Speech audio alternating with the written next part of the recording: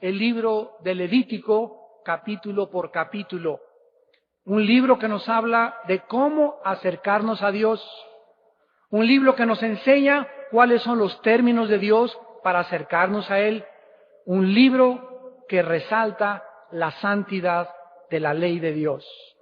En esta mañana vamos a estudiar algunos versículos del capítulo 19 porque está muy largo, y este capítulo es el documento de los más importantes que encontramos en la palabra de Dios, porque el tema de este capítulo son las leyes que deben gobernar la conducta diaria de los hijos y de las hijas de Dios. Repito, este capítulo nos enumera las principales leyes del cielo que deben gobernar tu vida y mi vida diariamente. Cuando estoy en el metro, en mis negocios, en mi consultorio, en mi bufete, en mi taller mecánico, cuando entro al cine, en todas las áreas de la vida, la Biblia dice, sean santos porque yo soy santo, dice el Señor. Las leyes de estos capítulos, al igual que los 10 mandamientos, que es la norma moral más grande de Dios, cubren cada área y faceta de nuestra conducta, porque Dios anhela que nosotros, su pueblo, seamos diferentes, seamos separados, no seamos como la gente a nuestro alrededor, por lo cual, al no ser iguales, vamos a acarrear persecución. El que crea que puede ser cristiano sin ser perseguido, se equivoca. Vivimos tiempos en el que el mundo va a odiar más y más y más la luz del Evangelio. El mundo odia a Dios. Los científicos en Estados Unidos están levantando para impedir que se enseñe la creación en las escuelas. Aun cuando hay más de 500 científicos con PhDs, con doctorados en filosofía y en teología de las más grandes universidades como Harvard, Boston, etcétera, etcétera, Princeton en Estados Unidos, apoyando la creación bíblica científicamente, hay muchos intereses en el medio educativo que no quieren que se enseñe a los estudiantes la creación bíblica de Dios. E insisten de una forma equivocada e irracional que somos animales evolutivos, que procedemos de los animales y que la selección natural, la selección de las especies, es la respuesta realmente al origen del ser humano, aun cuando esta teoría sea anticientífica y aun cuando esta teoría contradiga la primera y la segunda ley de las termodinámicas y las leyes de la genética. Pero el mundo, como dice la Biblia, se comporta irracionalmente. Lo que oímos es irracional. El hecho que una persona tenga un doctorado en filosofía o en antropología o en cualquier cosa no significa que esa persona sea una autoridad, y porque él dice que venimos del mono solamente porque es doctor en quién sabe qué, se le rinda pleitesía y se acepte que venimos del mundo. O por el hecho que sea el director de una academia científica o de una universidad, tampoco le da autoridad para que nosotros sepamos que lo que él dice está siendo verdad. Cuando desinteresada y honestamente analizamos las pruebas de la evolución y de la creación bíblica, nos damos cuenta qué grande engaño y qué grandes vendas tiene el mundo científico actualmente. En este capítulo vamos a ver nosotros, pues, las leyes, los deberes de nuestra vida hacia Dios. Las leyes que van a gobernar cómo debemos llevarnos con nuestros empleados, con la gente a nuestro alrededor, y finalmente con el prójimo, con las personas más cercanas a nuestra vida. Veamos en primer lugar, en los versículos del 1 al 8, los deberes humanos que tenemos hacia Dios. Habló Jehová a Moisés diciendo, habla a toda la congregación de los hijos de Israel y diles, santos seréis, porque santo soy yo, Jehová vuestro Dios. El primer deber, la prioridad que debe prevalecer en mi vida es la santidad. La santidad es uno de los términos más mal interpretados que existen. Un día, cuando me invitaron a un colegio de estudiantes de teología, les dije, contéstenme qué es para ustedes la santidad. ¿Ustedes se considerarían, si yo les preguntara que son santos? Y la mayoría contestaron no, porque todavía peco, porque todavía hago esto, porque todavía hago aquello. Y no entienden que tenemos una posición de santidad que no puede ser movida por ninguna acción mía ante los ojos de Dios. Y otra cosa es mi santificación o el crecimiento y el desarrollo que yo debo de tener en la santidad. Entonces, si alguien te pregunta que eres santo, claro que lo somos, pero la mala interpretación consiste en creer que entonces te van a contestar que a poco no rompes ningún plato, o tienes cara de Santa Lucrecia de Borgia, o tienes cara de San Cayetano, o que a poco eres más bueno que yo. La gente cree que la palabra santo significa bueno, y no es eso lo que la Biblia enseña. La palabra santo significa diferente, separado. Y cuando el Espíritu Santo entra a nuestra vida, el hecho que Dios me haya permitido participar de su naturaleza divina, el hecho que el Espíritu Santo mora en mi vida, me hace automáticamente diferente a los demás seres humanos. Y no soy diferente porque sea mejor, no soy diferente porque sea más bueno, soy diferente como la zarza en el desierto. Cuando Dios se posó en ella, había miles de zarzas alrededor de Moisés, pero una sola tenía la presencia de Dios. Una sola no se consumía por el fuego. Y esto hizo que Moisés fuera atraído al ver esa zarza y ver que esa zarza, diferente a las demás, era igual a las demás, pero era diferente en el hecho que no se consumía por la presencia del fuego que tenía en ella. Y así nosotros somos igual que todas las personas alrededor del mundo, pero tenemos habitando la presencia de Dios, por lo cual tenemos la vida eterna. Nunca nos volveremos a consumir. Tenemos la inmortalidad. Tenemos la vida de Dios, que significa vivir para siempre con Él, conocerlo a Él y tener comunión con Él. Esta naturaleza de Dios es la santidad. Dios está aquí y toda su creación es diferente a Él. Él creó espíritus, Él es espíritu, pero es diferente a los ángeles. Dios es diferente a los seres humanos, aunque somos espíritu también. La santidad de Dios hace que toda su creación sea separada de Él. La naturaleza de Dios es la santidad y Dios espera que nosotros vivamos en santidad. ¿Por qué? Cuando yo tengo a Dios en mi vida, yo me levanto en la mañana y necesito tener comunión con Dios. Cuando yo tengo comunión con Dios, cierro filas con Dios. Y en ese momento Dios me comienza a incendiar, me comienza a vivificar. Mi contacto con la Biblia, mi tiempo en oración con Dios, prende un fuego dentro de mi vida que dura hasta que me acueste. Y cuando me acuesto y me vuelvo a levantar, me levanto totalmente apagado. El fuego de Dios nos dura 24 horas. Así como un celular tiene una carga para cargarse durante 3 o 4 días y descargarse, cuando se acaba la pila, aunque le hagas y le hagas y le hagas, el celular no tiene carga por sí mismo. Fue diseñado por el fabricante para depender de una energía que no es inherente en él. Entonces lo tienes que conectar a la energía a un corto de luz para que pueda recibir la energía y funcionar otros 3 días o 5 días, depende las especificaciones del fabricante. Dios nos hizo de 24 horas. El pan de cada día, dánoslo hoy. Cuando tomen maná, Moisés, diles, no lo junten al otro día para que no se les pudra. Quiero que ustedes aprendan, dice el Señor, a depender de mí todos los días.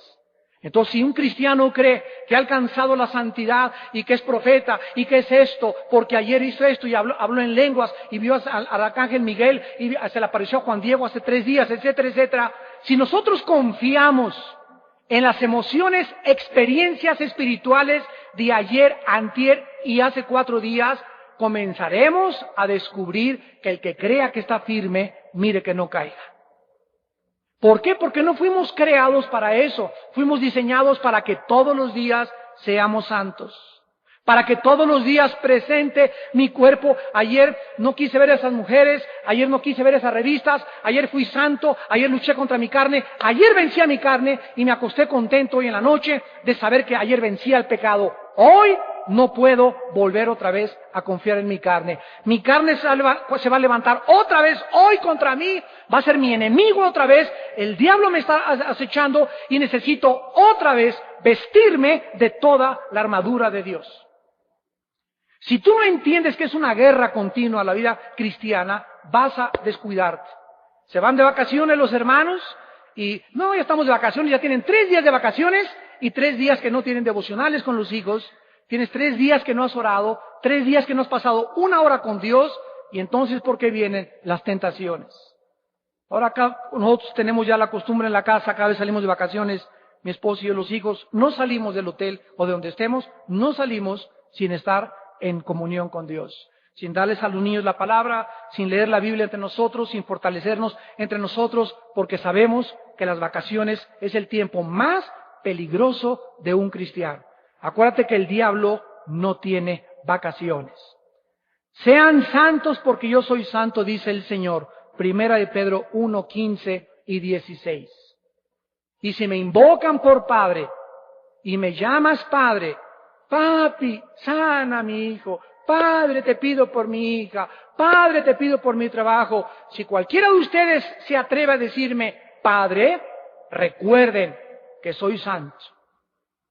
Y si ustedes se acercan a mí, tienen que acercarse en mi santidad, dice el Señor. Entonces, si yo me acerco a Dios, este es Dios, y vengo a pedirle algo a Dios, como Dios es santo, le dijo a Moisés, quítate tus chanclas y cuando pises mis terrenos, recuerda que tu mugre, tu suciedad, tu pecado, tu codicia, tu avaricia, tus pecados sensuales, échalos fuera, desvístete, confiésalos antes de pisar mis terrenos. Si confesamos nuestros pecados, ya confesados, he pecado, Padre, lo que has hecho, ya estás listo para pisar la santidad, para estar en los terrenos de Dios, y ahora sí Dios te concede las peticiones de tu corazón. Porque es dentro de la santidad donde podemos tener esta comunión, donde Dios nos bendice, donde yo discierno la voz de Dios, donde yo puedo entender qué quiere Dios para mi vida y donde yo puedo, sobre todas las cosas, sentirme seguro en la vida. Es imposible en la vida caminar fuera de la santidad, fuera de los terrenos de Dios y sentirte seguro. Sentirte con esperanza, sentirte que las cosas van a ir bien, sentirte que las cosas van a mejorar en tu negocio, sino que la desilusión, el desánimo, la amargura y todas estas actitudes del corazón vienen de que no estás en los terrenos de Dios. Porque es en la santidad donde Dios me da seguridad, donde Dios me dice, te voy a fortalecer, te voy a levantar, te voy a bendecir más todavía, te voy a infundir, te voy a vivificar. No puedo sentirme yo inseguro ni intranquilo porque sé que estoy en un pacto con Él, donde Él me dice, no te dejaré ni te desampararé. Pero en cuanto me salgo de sus terrenos, viene el enemigo y me ataca y me dice, no es cierto, lo que te he dicho es mentira. Y viene a mi vida la desilusión. Dios es luz y ningunas tinieblas hay en Él. El que dice que está en la luz y está practicando el pecado es un mentiroso, porque el que está en luz, como Él está en luz, debe vivir en la luz junto con Él. Quiero que ustedes entiendan lo que significa la santidad. Significa caminar cerca de Dios, vivir en comunión con Dios, vivir siempre ¿no han llegado ustedes, amados, a ese grado donde llega la vida y donde solo en Él tienes descanso? Algunos de ustedes, estoy seguro que muchos, algunos de ustedes han llegado a ese momento donde solamente al caer en oración, al llegar hace un momento, yo por ejemplo me sentía tan cargado con tantos problemas de la congregación y de las ovejas, que caes cargado y otra vez, Padre Santo, no avanzaré si tu presencia no está conmigo.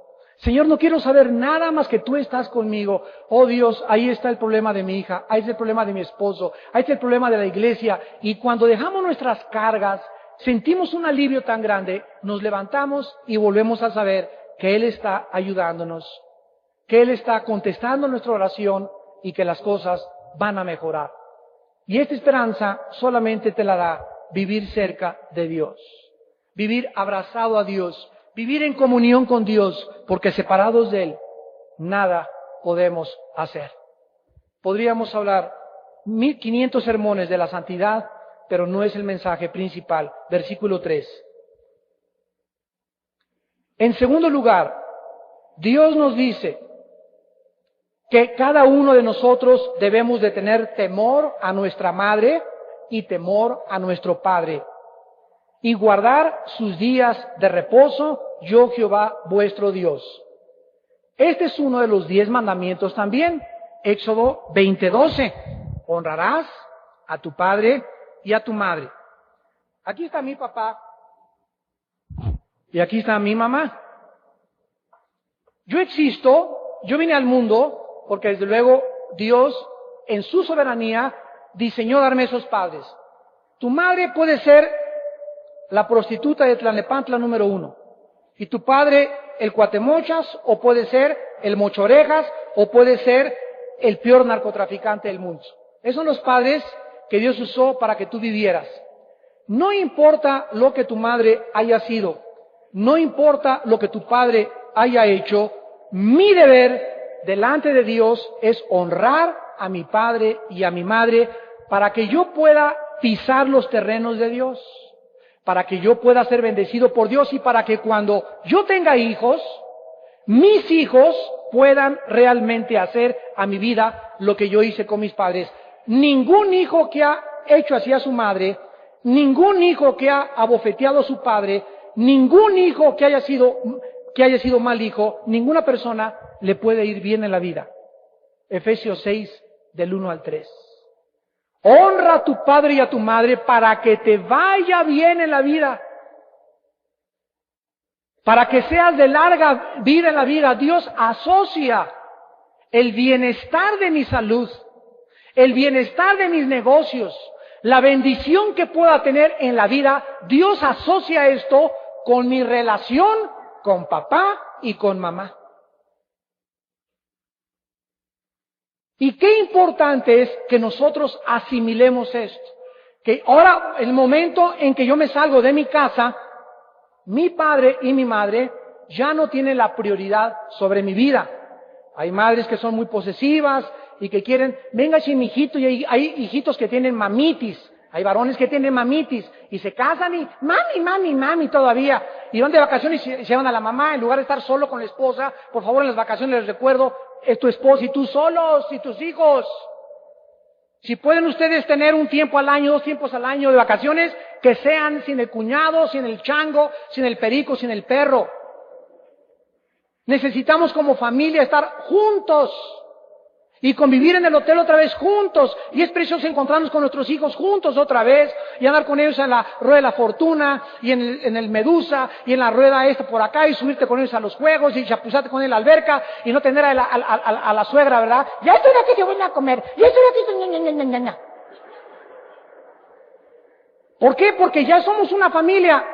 Génesis 2, dejará el hombre a su padre y a su madre y se unirá a mujer. Ahora yo me caso. Vamos a entender esto, me caso y entonces le digo, papá a Dios, mamá a Dios. ¿Significa esto que me separo totalmente de mis padres? De ninguna manera. Estoy casado y ahora papá, acuérdate que te agradezco tus consejos, mamita, te sigo queriendo y te voy a honrar y por lo menos 1 o 2 veces a la semana me voy a comunicar con ustedes y voy a velar que siempre en mis posibilidades no les falte nada. Pero eso es lo que se llama honrar a tu padre y a tu madre. Pero jamás mi padre y mi madre ya podrán entrar a mi casa y decir en mi casa lo que se tiene que hacer. Porque ahora soy yo y mi esposa los que vamos a decidir cómo educar a mis hijos. Mamita, tú eres mormona, yo soy cristiano, a mis hijos les enseño el cristianismo y aunque tú seas mormona y respeto que tú no conoces la palabra o la religión que tuviste, no te metas con mis hijos porque ahora son mi responsabilidad. Yo fui tu responsabilidad, pero tú no puedes tomar autoridad sobre mis hijos. Miren ustedes todos estos detalles, para que entiendas qué significa honrar y temer a tus padres. Pero mientras no te cases y estés con papi y con mami en tu casa, si yo soy mayor de edad, 18 años, y tienes a tu padre y tienes a tu madre, dice 1 Timoteo 5, que debo de trabajar y ayudarles en el gasto de la renta y de la comida. El hijo que esté en su casa y que no ayude a mamá a lavar la ropa y a vender los tacos y a papá a lavar los coches o a contribuir con el gasto, son peores que incrédulos, dice la palabra de Dios. Así que si estás en casa, vas a trabajar y la mitad de tu gasto se la das a tu padre, o si no tienes a tu padre, a tu madre. Y yo voy a proveer y voy a ayudar mientras esté en mi casa. Y tú no sabes cómo te va a bendecir Dios cuando abandones tu casa. Pero los hijos haraganes, baquetones como dicen en Tabasco, flojos, desobligados, irresponsables. Y hay un papá en la casa que el hijo tiene 18 años y lo sigue manteniendo. Mientras estudies está bien, pero si eres un haragán y no haces nada, los padres entonces son enjuiciados por Dios porque este hijo está bajo la responsabilidad de ellos. Mientras el hijo está con los padres, tienes que cuadrarte mamá, cuadrarte papá. Me dice papá, a las 10 de la noche, no te gusta y quieres llegar a las 12, ahí está tu maleta y agarra carretera. Los papás, mientras están en la casa, tienen que poner las reglas del juego. Los hijos se tienen que someter a ellos, no los padres a los hijos. Y los padres tienen que establecer la disciplina del hogar. Y si el hijo falla y no quiere someterse al hogar y meter marihuana y meter a su amante y dormir en la noche con su novia y el papi, ¡ay, qué hizo mi chiquilín! Todo el mundo lo hace, mi vida. Y la mamá, eres un tonto, Pancho, mira cómo dejaste a tu hijo. Ay, no exageres. Esos papás apapachadores y consentidores serán enjuiciados del cielo. Entonces, más vale entregar a nuestros hijos y ponerles la maleta en la calle. Y con el corazón partido, estamos viéndolo los martes con Abraham, con el corazón partido, entregárselos a Dios, pero saber que nuestra conciencia está limpia, a ser juzgados como Samuel, como Elí, en 1 Samuel 2, el sacerdote que apapachó a sus hijos. Ahora, si tú le dices a tu hijo, píntate, porque aquí en la casa no vas a hacer tus desórdenes, y aquí te sometes en la casa, y tu hijo es drogadicto, y te avisan, pues el hijo de don Pancho que es cristiano es drogadicto, o el hijo anda haciendo aquellos, o pasó esto o aquello, que digan misa, tú tienes tu conciencia limpia, ahora tu hijo tiene que darle cuentas a Dios, pero tú no puedes ser culpable con Dios. Haga lo que haga tu hijo, porque tú cumpliste lo que Dios te mandó con tus hijos. Tenemos que tener cuidado de tener la conciencia limpia. Hijos de los más grandes predicadores han sido los peores también. El hijo de Billy Graham, el más grande hombre de Dios del siglo XX, que ha ganado millones de personas a los 22 años. Lo encerraban en la cajuela de su carro, su mamá y sus hermanos y sus hermanas, porque se paraba y le decía a la gente que su papá era el anticristo. Que no le creyeran a su papá, así de grueso estaba Franklin Graham. Se convirtió a los 25, 26 años. Era reventado, rebelde, borracho, parrandero y jugador. Y su papá era el más grande predicador ya desde el siglo pasado. Y hasta los 26 años. Pero su papá le dijo, ¿sabes qué? Franklin, te me vas. Y en la calle, en un barrio tirado como el hijo pródigo por un predicador negrito en Estados Unidos, se convirtió y vino a Jesucristo. Compren su libro, se llama Rebelde sin causa. Franklin Graham es el autor. Los más grandes hombres de Dios han tenido los más grandes problemas con los hijos, pero Dios no culpa a los padres porque ellos hicieron, los entregaron, los educaste y a ellos agarran su camino. Ya lo que ellos hagan, ya nosotros estamos limpios de su sangre. Pero asegúrate que antes de que tu hijo salga de tu casa, tú tienes tu conciencia tranquila, que has hecho lo que Dios te dijo que hicieras con ellos. Honren a su padre y a su madre, porque es el primer mandamiento de Dios con promesa. En Proverbios 1, versículo 8, el rey Salomón, el hombre más sabio que ha existido, dice, oye, hijo mío, la instrucción de tu padre y no desprecies la dirección de tu madre. Proverbios 6, versículo 20, guarda, hijo mío, el mandamiento de tu padre y no dejes la enseñanza de tu madre. Proverbios 15, versículo 5, el necio menosprecia el consejo de su padre, mas el que guarda la corrección vendrá a ser prudente. Tenemos pues delante de nosotros la bendición o la maldición, amados jóvenes, hombres maduros, mujeres de Dios. ¿Quieres que te vaya bien en la vida? Honra a tu padre y a tu madre. Respétalos mientras vivas con ellos y viviendo fuera de ellos. Ya casados, no te olvides de ellos. No te olvides de ellos. Dentro de tus posibilidades, ayúdalos. Dentro de tus posibilidades, sígueles demostrando al par de viejitos que no eres un hijo ingrato o una hija ingrata y no eres un alacrán, sino un siervo de Dios. No hay peor cosa que le pase a uno en la vida que tener hijos ingratos. Haberlos criado, cambiarles los pañales, sufrido, comprarles la leche, arrullarles, mi nene, mi bebé, y verlos crecer, y cuando crezcan, como un alacrán se come a su madre, que tu hijo te diga, ¿y tú quién eres? ¿Y tú quién eres, viejo feo, cara de chile relleno?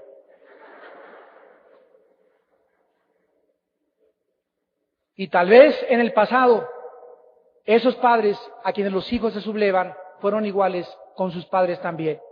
Lo que nosotros sembramos, nosotros tenemos que recoger. En tercer lugar, en el versículo que acabamos de leer, versículo 3, dice la Biblia que nos acordemos del día de su reposo. Este es otro de los 10 mandamientos, Éxodo 28. Y vamos a entender la diferencia entre el sábado, en esta mañana, en el Antiguo Testamento, y el sábado o el Shabbat en el Nuevo Testamento.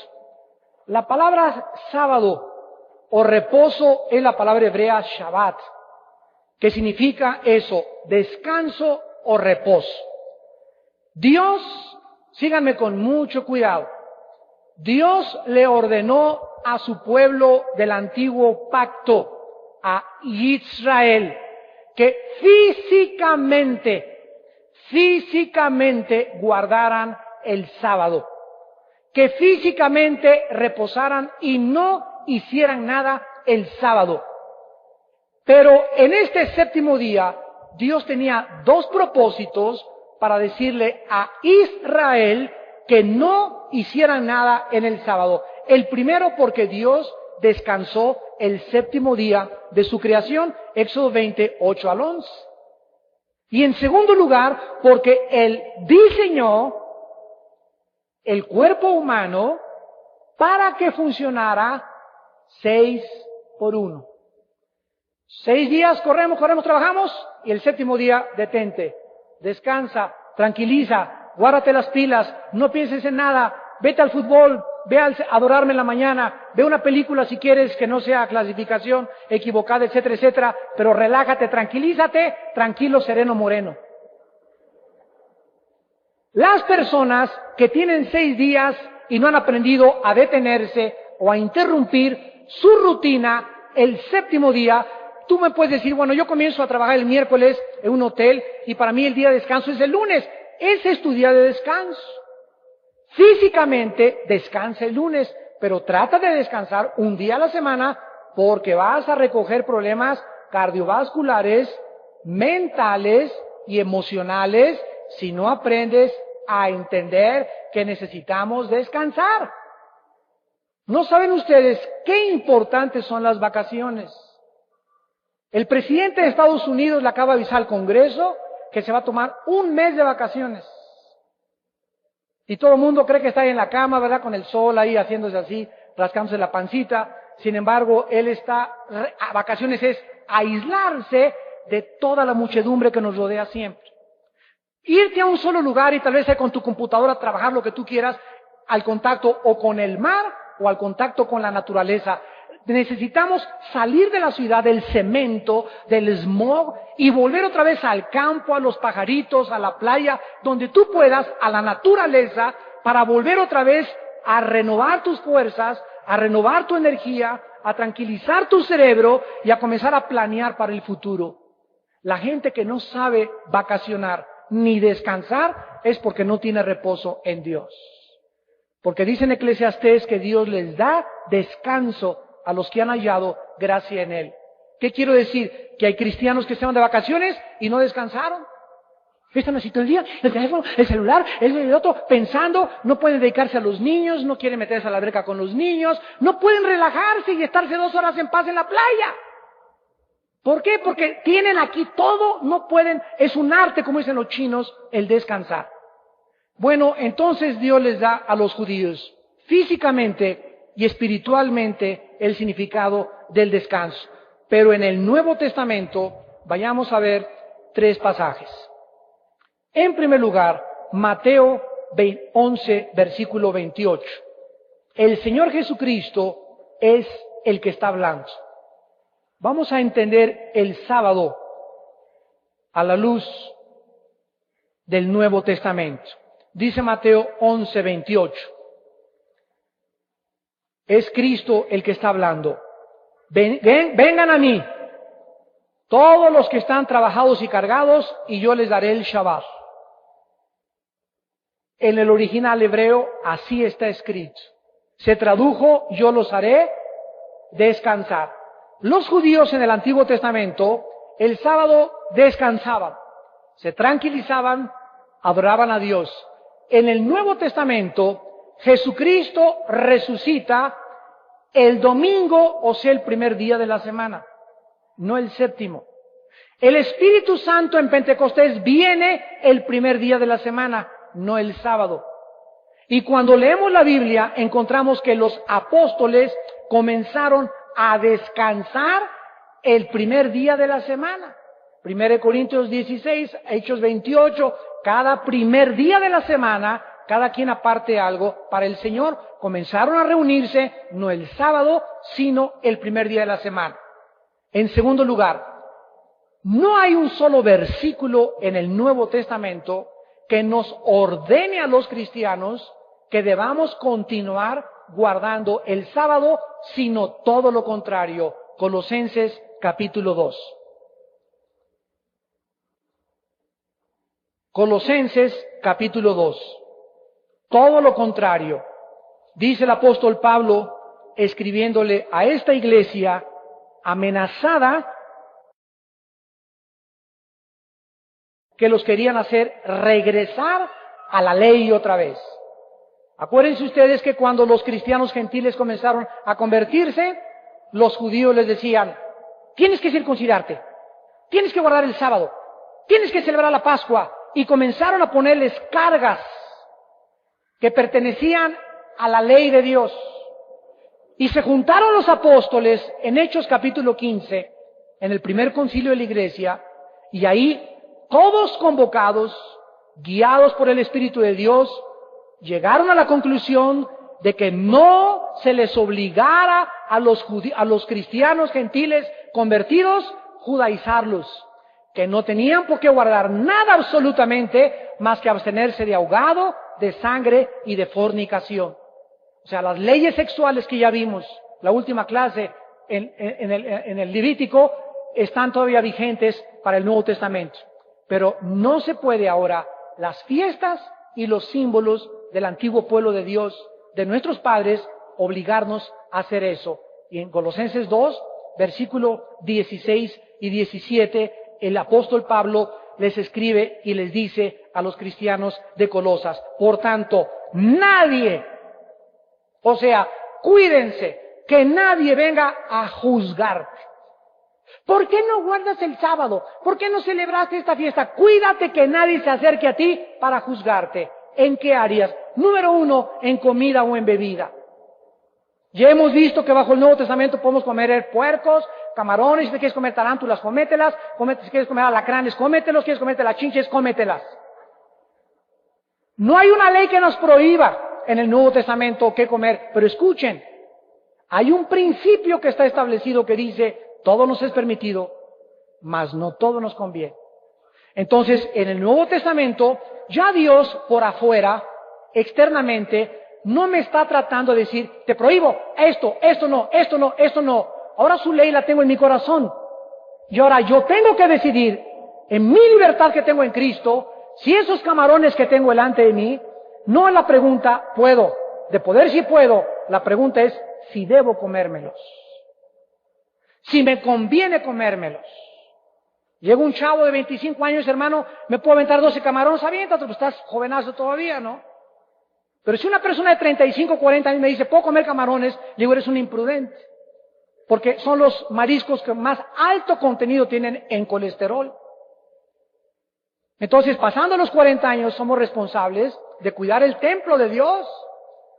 Y ya no me como esos camarones porque se prohíba comérmelos, sino porque mi conciencia me dice que si yo permito que ese colesterol fluya por mi sangre, voy a tener problemas cardiovasculares.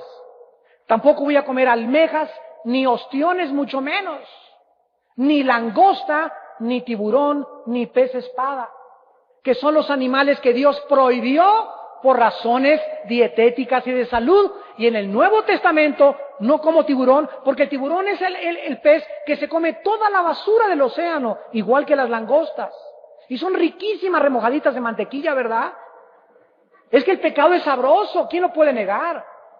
¿Es sabroso el adulterio? Claro que lo es. Irte con otra chamacona, irte con otro chamacón. Pero el pecado nos entrampa. Entra a la vida como un invitado, pasa la lista al pecado. Se vuelve después tu huésped. Después se convierte en tu amo y acaba como dictador. Y no nos dejaremos esclavizar por nada en la vida. Entonces, en el Nuevo Testamento ya tenemos libertad en todo lo que... Entonces, nadie puede obligarnos para concluir. Romanos 14 también léanlo. Nadie los juzga en fiestas. Hoy yo pongo árbol de Navidad en mi casa y le pongo esferas y todo. Y llega alguien, no debe celebrar la Navidad. ¿Basado en qué? Colosenses 2, 16 y 17 me dice que no vengas y me juzgues. Es que es fiesta pagana, pues también el día de la independencia es pagana. Las monedas que traigo están la cara de un ídolo. Y todos estamos rodeados de paganismo. Pues vámonos entonces a un convento como los mormones o como los lamas en la India, a construir allí en las montañas y alejarnos de la sociedad. Y Dios quiere que estemos en medio del mundo, pero sin contaminarnos del mundo. Tenemos que aprender a vivir con el paganismo, sin que el paganismo brinque y tome control de nuestras vidas. Entonces, si tú quieres poner árbol de Navidad, ponlo. Yo no quiero poner árbol de Navidad porque creo que soy más apegado a la ley si no lo hago. Ok, esa es tu mente. Cada quien esté convencido de su mente. Pero no juzgues al que quiera celebrar la Navidad, ni juzgues al que no la quiera celebrar. ¿Tú eres vegetariano y no quieres comer carne? Tengo malas noticias. La Biblia nos permite comer carne. Pero no como muchos se comen un tibón diario. Una persona de 40 años en adelante puede comerse un bistec delgadito y que no sea miñón, por favor. A la semana es mucha ya la carne que te comes con un bistec a la semana. Sustitúyela por verduras, por frutas, por pez, por pollo. ¿Por qué? Porque es altamente contaminante la carne y gravísima para el sistema de la sangre. Entonces la puedo comer, pero con moderación y usando mi prudencia delante de Dios. Cada vez que me siento a comer, yo decido, no mi papá, no mis hijos, ándale una copita de atol, ándale una copita de whisky, ándale mi compadre, no se me chicopale, nada me va a influir cuando yo me siento a comer y a beber, soy responsable delante de Dios. Y si como atole antes de acostarme, y quesadillas grasosas antes de acostarme, y camarones cada 3 o 4 días, yo voy a darle cuentas a Dios, pero cuando me duele el hígado, y el corazón se me comienza a parar, y a tener taquicardias, dice Dios, no vengas conmigo y me digas, necesito mío, repréndeme el espíritu de retortijón. Repréndeme, oh, hermano, ore por mi hígado. Hermano, mire, casi no puedo respirar. Hermano, tengo problemas el hermano con una panza así y quiere que ore por él porque tenga la presión baja. ¿Se dan cuenta qué irresponsables somos cuando te enfermes y no aprendas a que cuando te sientas a comer, tú vas a decidir qué pedir en la carta y qué refrescos vas a tomar, y si vas a tomar agua o refrescos, o vas a tomar cerveza, o cabrito, o grasas, no vengas con Dios y le digas, sáname, porque Dios no se hace responsable de tu vida ni de mi vida. Dios quiere que entendamos esto, hermanos. Hermanos, seamos sabios, por favor. Reacciona. Tú estás como estás por muchas enfermedades que tienes. Y les he dicho muchas veces que es una época en la que Dios nos ha abierto los ojos en la nutriología. Hoy más que nunca tenemos descubrimientos de la nutriología, de los alimentos. Yo ahora que estuve en vacaciones me leí un libro así de grueso de medicina cristiana, de lo que hace las amalgamas en los dientes, que es mercurio, que te intoxica. Si tienes amalgamas en los dientes, ve que te las saquen y que te pongan porcelana. Lo que hace no tomar agua, 3 litros de agua diarios. Lo que hace no tener un filtro en tu casa con el que lavar los trastes. Lo que hace no lavar las manzanas y las uvas sin detergente. Creen que con pura agua se van a lavar y no es cierto. Y Dios nos está dando por todos lados información. Y tenemos que hacer esa información a nuestras vidas, porque nuestro cuerpo Dios lo necesita. Somos el templo del Espíritu Santo. Dice Colosenses 2:16 que no los juzguen en comida o en bebida o en cuanto a días de fiesta o celebridades o festivales. Luna nueva. Cada mes los judíos celebraban la luna nueva o días de Shabbat. Días de Shabbat. ¿Por qué? Porque ahora Hebreos capítulo 4 nos acaba de explicar el Shabbat de los cristianos. Hebreos 4.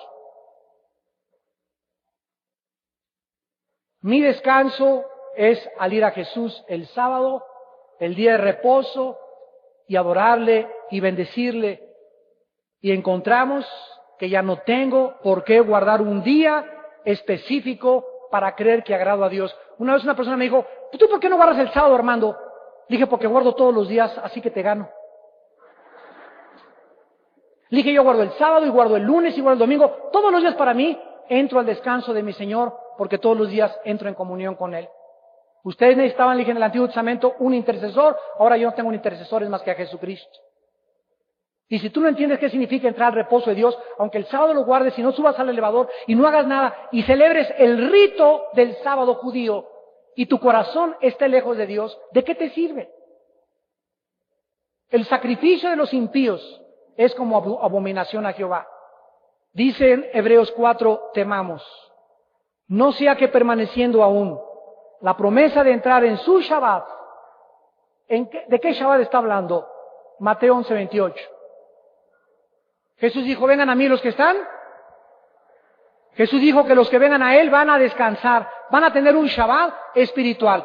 Pero dice la Biblia en el Nuevo Testamento que hay muchos cristianos que no vienen a Jesús. Aquí está Jesús. No vienen todos los días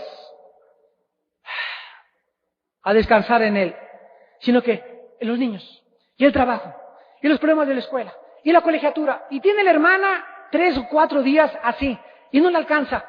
Y en esos 3 o 4 días, si 20 minutos ha estado con Jesús, así son muchos. Esa hermana, ese hermano, no tienen Shabbat, no tienen reposo. Aún la promesa de entrar en su reposo, alguno de ustedes parezca no haberlo alcanzado.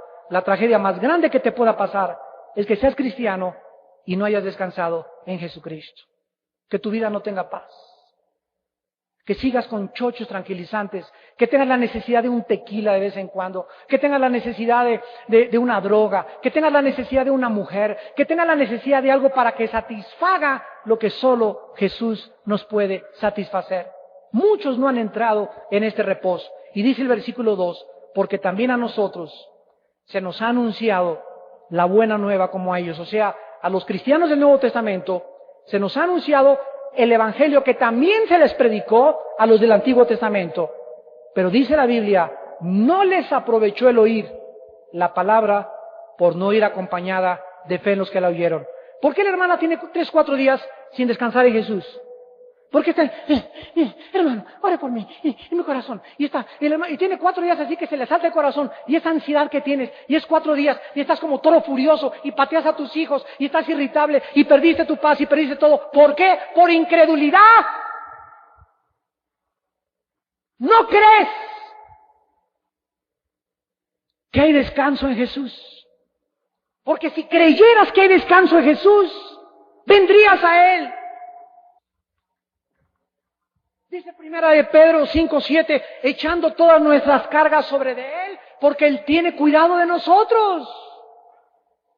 ¿Quién es suficiente en la vida para cargar hijos, nietos? Se casan y ahora tú crees que ya te libraste de tu hijo, ahora hasta a la nueva la vas a cargar.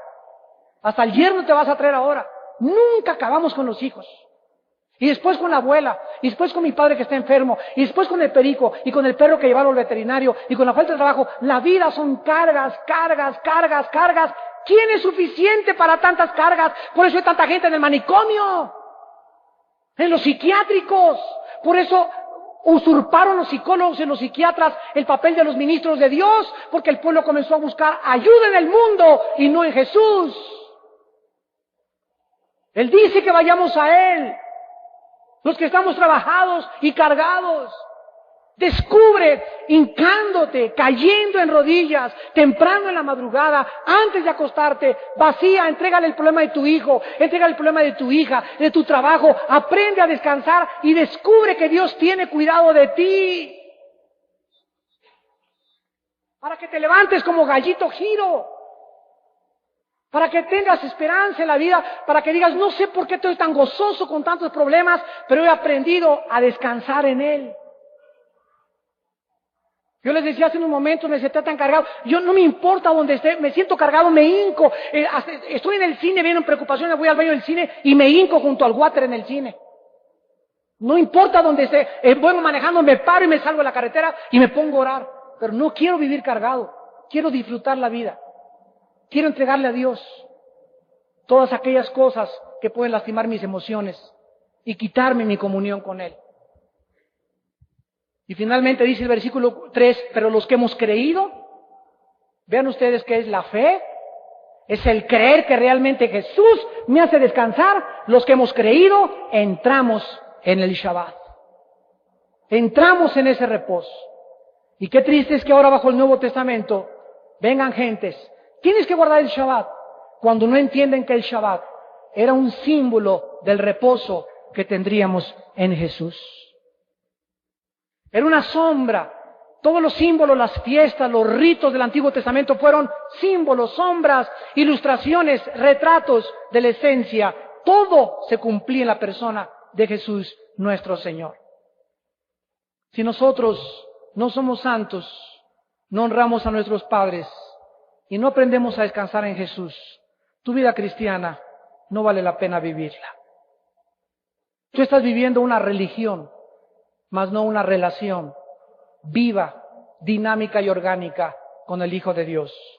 Vengan a mí, dijo Jesús, hoy, en este momento, que tú me estás escuchando, ustedes por la televisión, vengan a Jesús, estás en la cárcel, en un hospital, donde quiera que nos estás viendo, ven a Jesús en este momento.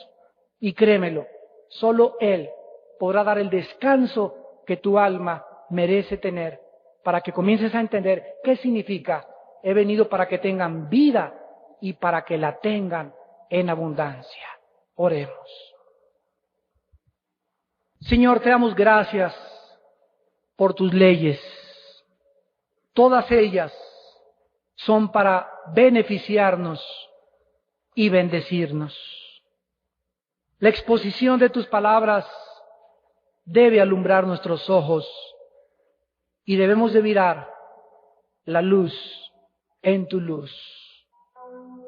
Señor Jesucristo, Hijo del Dios Altísimo, te honramos, te adoramos y te bendecimos, Jesús. Porque siendo tus enemigos, veniste a este mundo y bajaste del trono a la cruz a pagar con tu sangre por nuestros pecados, para que nosotros pudiésemos ser reconciliados mediante la sangre en esa cruz, no en el infierno, sino fue en la cruz donde nos reconciliaste con tu Padre que está en las alturas. Señor Jesús, gracias por tu vida, por tu muerte y resurrección, y porque ahora cuando creemos tenemos un Shabbat diario, los 7 días de la semana. Gracias por recordarnos que eres un Dios sabio y que nos programaste al 6x1. Que no se nos olvide que es necesario descansar un día a la semana. No importa qué día sea, pero debemos de descansar y tomar 2 o 3 veces al año, según nuestras posibilidades, y buscarte en la naturaleza, en el mar, con nuestra familia, momentos preciosos, porque los momentos más sagrados de nuestra vida, los momentos más bellos de nuestra vida, son los momentos que pasamos con nuestra familia, con los hijos que nos has dado, con la compañera y el compañero que tenemos. ¿Qué momentos no se pueden comparar con ningún momento de trabajo? Gracias por las vacaciones, Señor Jesús. Gracias por tu misericordia, Padre. Síguenos enseñando a vivir para ti. Continúa mostrándonos en las sendas de la vida. Que tu Espíritu Santo siga llenándonos y enseñándonos que en ti hay paz. Que nuestra vida no puede tener reposo fuera de ti, porque nos hiciste para ti, para que en ti encontrásemos el descanso de nuestra alma. Señor, dale en esta mañana descanso a tu pueblo, a todas estas almas que han venido cargadas, que han venido afligidas. Les has abierto los ojos esta mañana y les has mostrado que el origen de su cansancio y de su ansiedad, la raíz de sus problemas nerviosos, es la incredulidad. No creen que en ti hay descanso, no oran, tienen una vida tan superficial y se acuerdan de ti solo el domingo. No pueden burlarse de ti. Amado hermano y hermana, arrepiéntete en esta mañana y descubre a Jesús. Él está vivo, esperando que te abraces a Él, que sientas sus brazos amorosos, que sientas su misericordia llenando tu vida y la de tu familia, porque Él es un Dios bueno, que sus leyes son para nuestra bendición y nunca para quitarnos el gozo de vivir. Jesús, recibe toda nuestra alabanza, nuestra adoración y nuestro agradecimiento por tus leyes, que son en nuestra vida nuestra luz, para tu gloria eterna, Señor Jesús. Amén.